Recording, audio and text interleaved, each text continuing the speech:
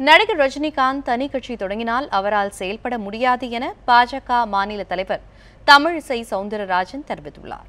திருநெல்வேலி மாவட்டம் பாளையங்கோட்டையில் பாரதிய ஜனதா கட்சியின் மண்டல அளவிலான நிர்வாகிகள் கூட்டம் நடைபெற்றது. இதில் அந்த கட்சியின் மாநில தலைவர் தமிழிசை கலந்து கொண்டார்.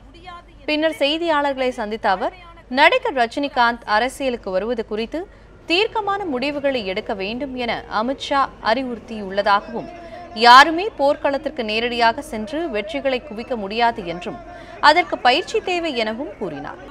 மத்திய அரசு தமிழகத்தை புறக்கணிப்பதாக பலர் குற்றம் சாட்டி வருவதாகவும், ஆனால் மத்திய அரசு சார்பில் தமிழகத்திற்கு ஒதுக்கப்படும் நிதி செலவழிக்கப்படாமல் மீண்டும் மத்திய அரசுக்கே திருப்பி அனுப்பப்படுவதாகவும் தமிழிசை புகார் தெரிவித்துள்ளார். இப்பொழுது இருக்கும் சூழ்நிலையில் தனிப்பட்ட முறையில் தனியாக கட்சி ஆரம்பித்து அவர் நினைப்பதை செயலாற்ற முடியாது என்பது எனது தாழ்மையான கருத்து. ஒரு அரசியல் கட்சியின் தலைவராக இருந்த அனுபவம் பெற்ற முறையில் அதையும் நான் சொல்கிறேன். போருக்கு போகும்பொழுது பார்த்து கொள்ளலாம் என்றால் யாருமே நேரடியாக போருக்கு போய் வெற்றிகளை குவிக்க முடியாது. அதற்கு என்று பயிற்சி தேவை. களத்தையும் உள்ளத்தையும் தயார் செய்ய வேண்டும், வீரர்களை தயார் செய்ய வேண்டும், தொண்டர்களை தயார் செய்ய வேண்டும்.